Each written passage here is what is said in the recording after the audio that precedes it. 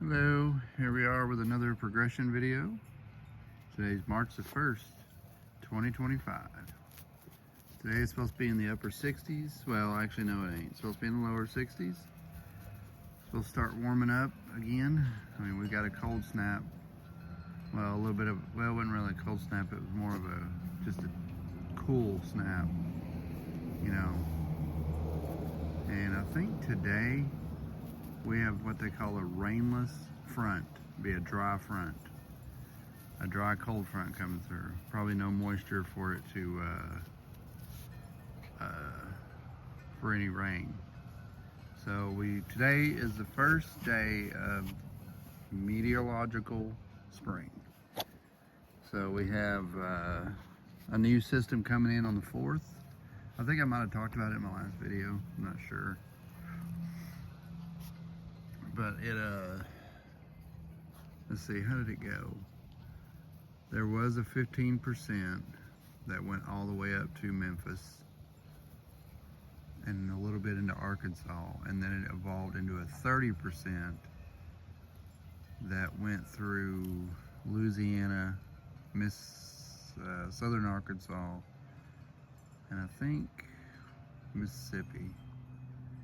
And the 15% went all the way up to us. It covered the East Tennessee area.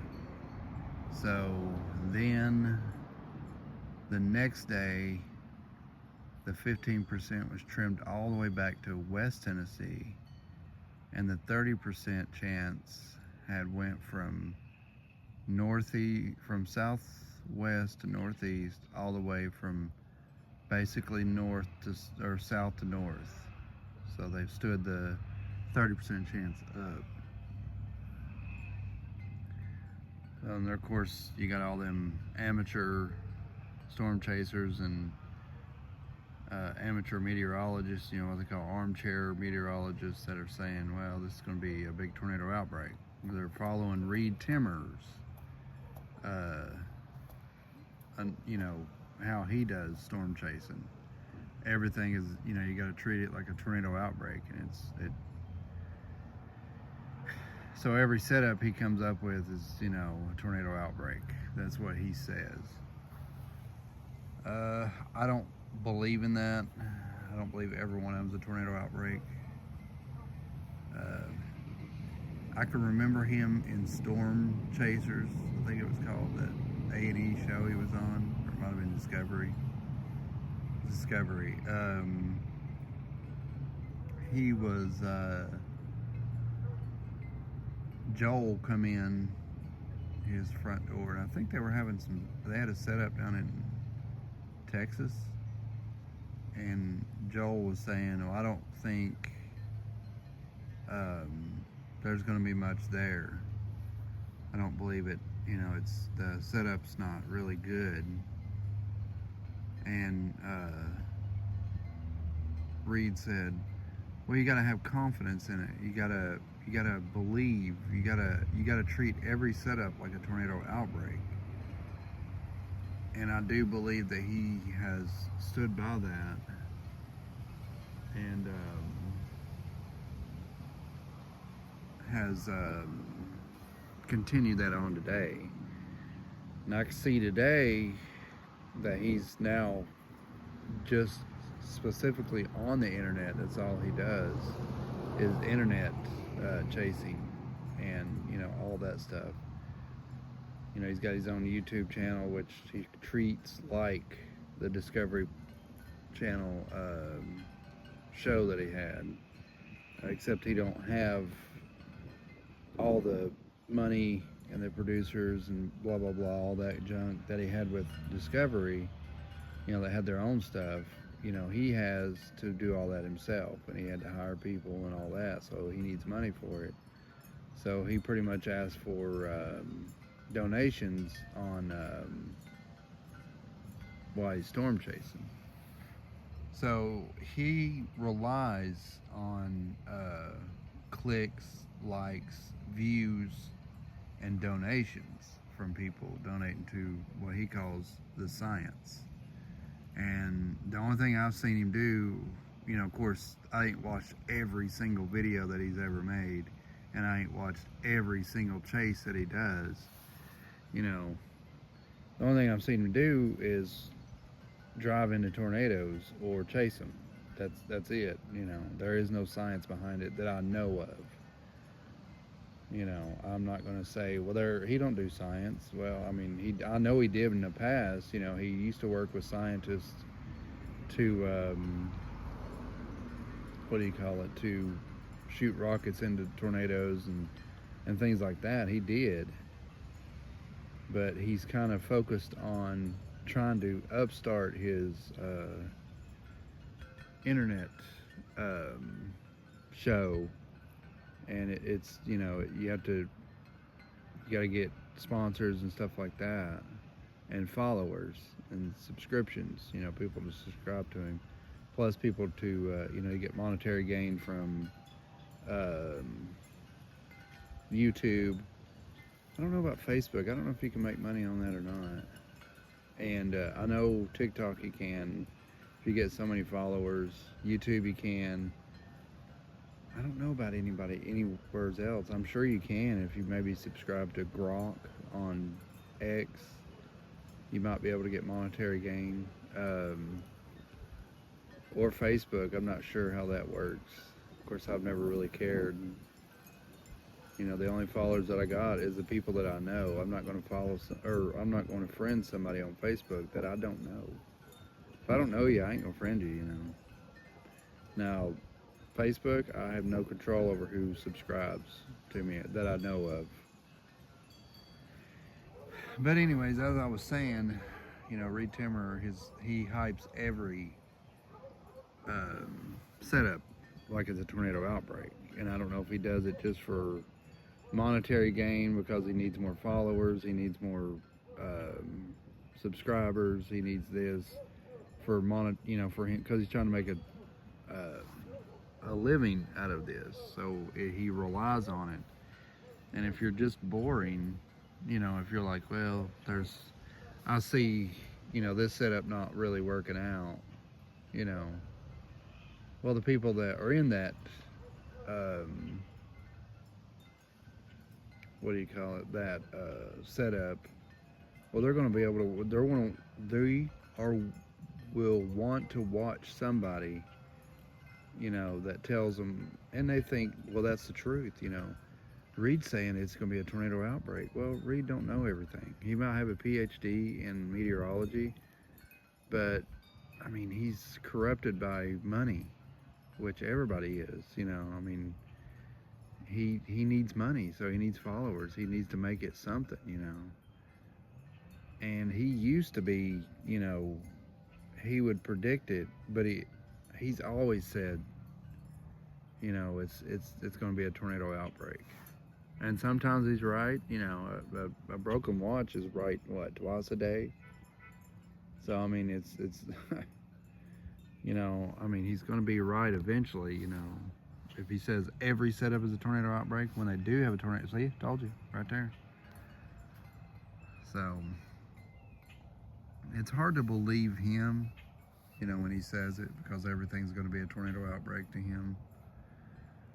But, you know, you got all these other chasers saying it too, and they're really looking at him and saying, well, Reed's saying it. And yeah, some of the models are, you know, pointing at, you know, a mini outbreak, or, you know, and Reed put on there for his tornado season outlook,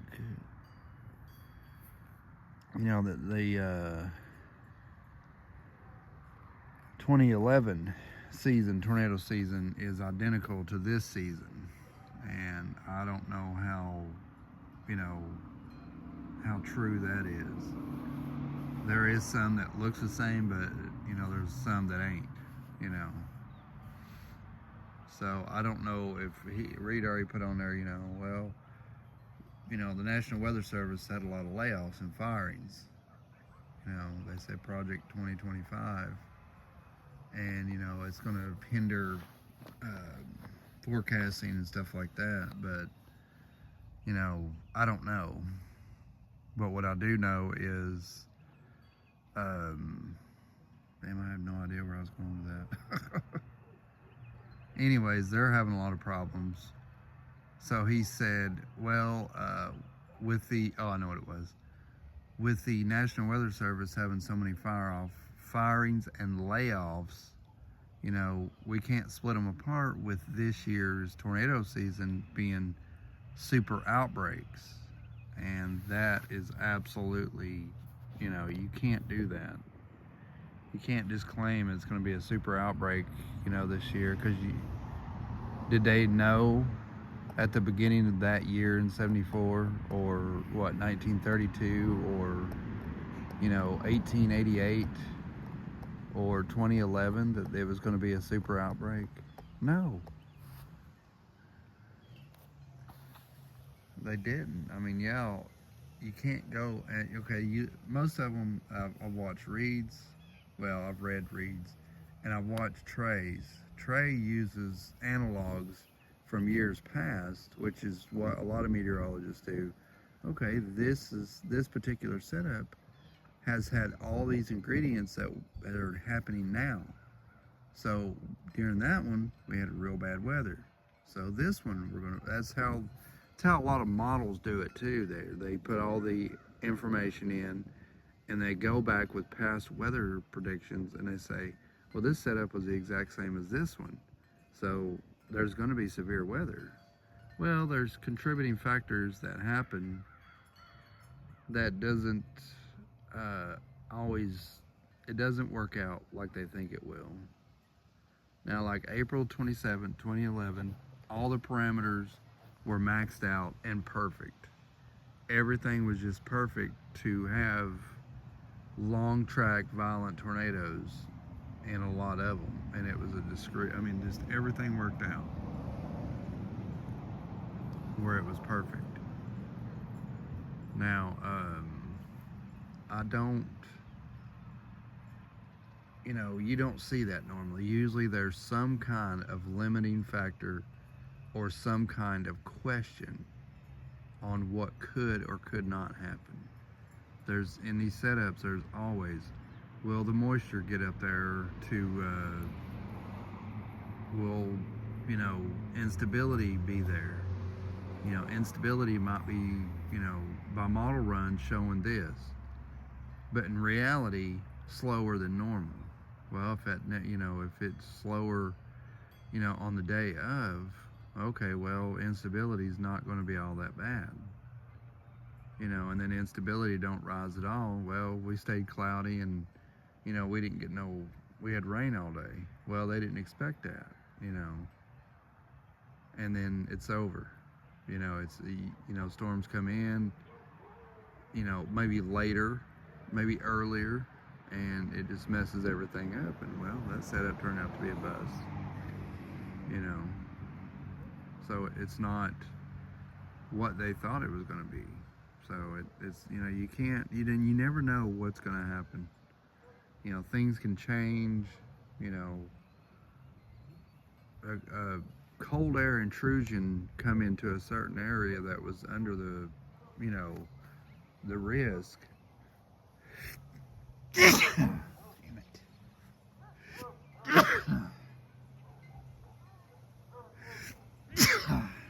And you never know what's going to happen. Like I say yesterday, take for instance, it only got up in the 50s yesterday. It's still early in the spring. So we're really not in a middle of the season. You get setups like that. You can get multiple setups, one right at one, every other week of,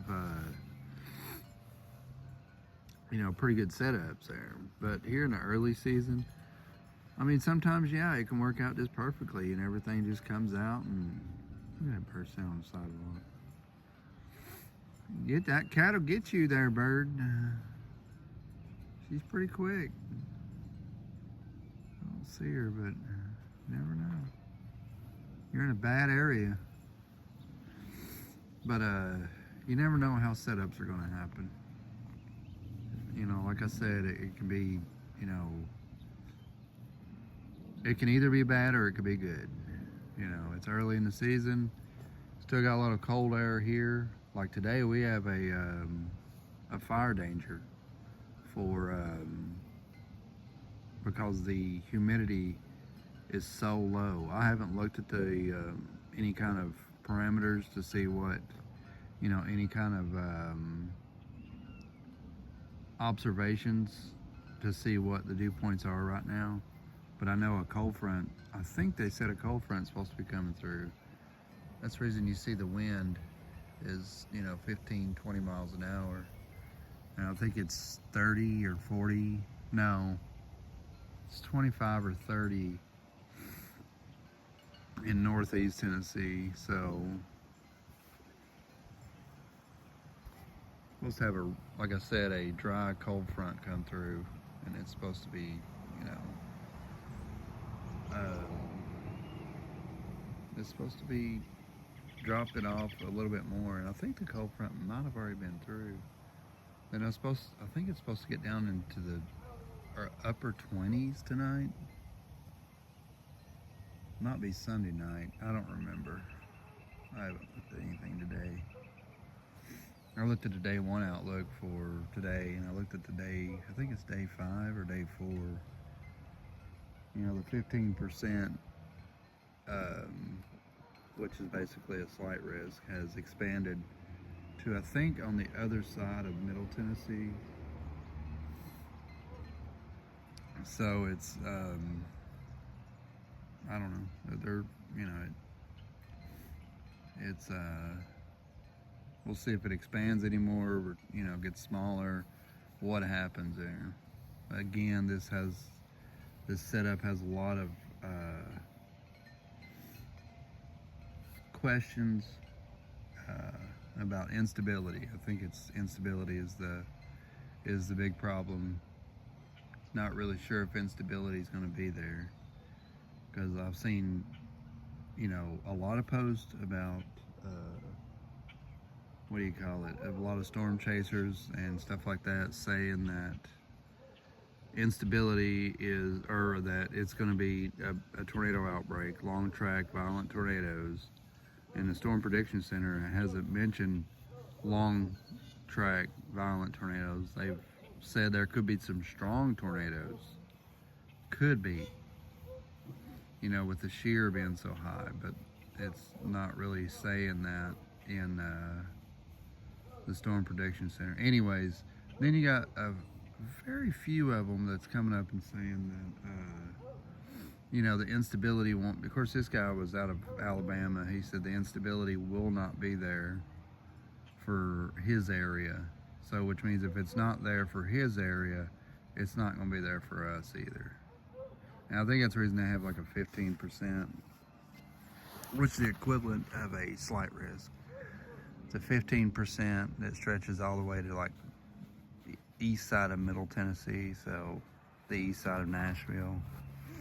So they keep expanding that, which I'm thinking, and they got another one that starts out on the next day, a 15% east of the Smoky Mountains eastward, all the way to the coast. So it tells me it's going to be an overnight thing for us. So in the middle of the night, you know, these storm, it's going to be a big squall line. And I've seen a couple of GFS model runs of the convective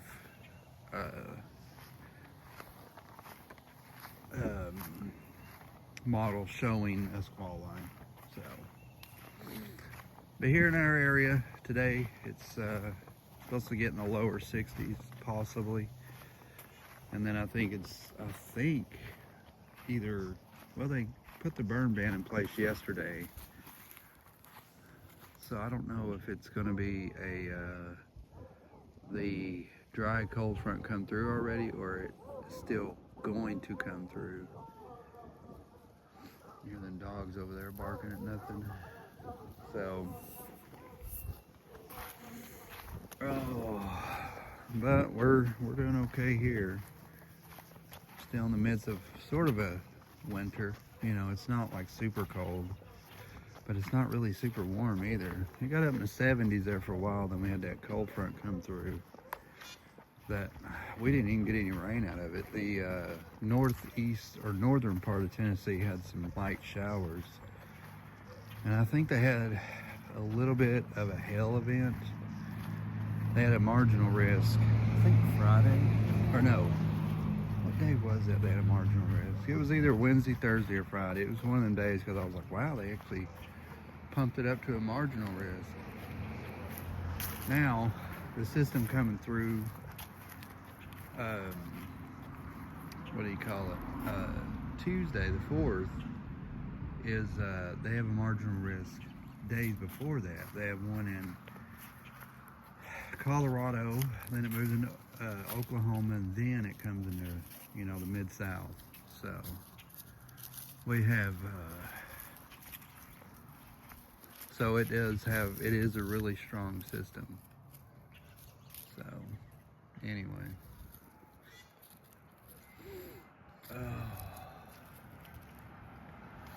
this is how it looks still. I mean, the grass is, it's kind of greening up a little bit. You can see some of it's patchy white, you know, where it died during the hard freezes. Let's see if this thing has, see if this has any growth to it. You're starting to get some grass in between it, but it doesn't look like anything's growing off of it.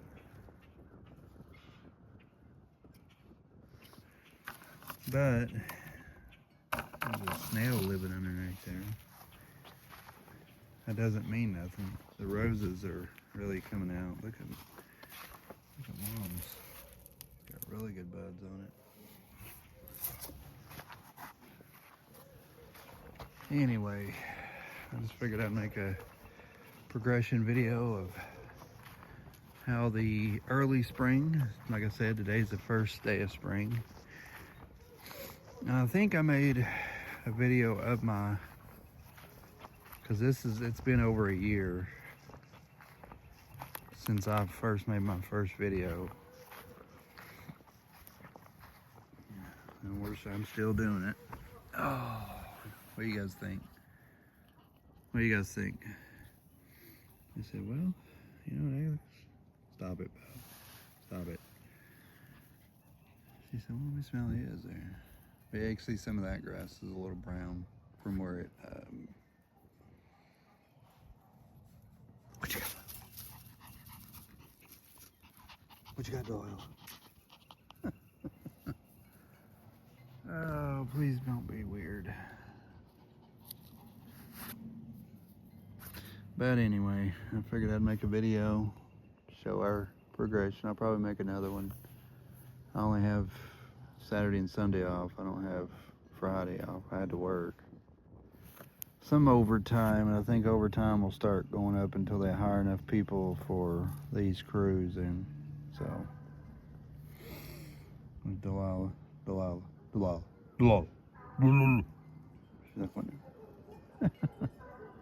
So, but anyway, I guess I'll talk in another video, possibly today, possibly tomorrow. We'll see what me and CJ's got planned, because you never know what's gonna happen.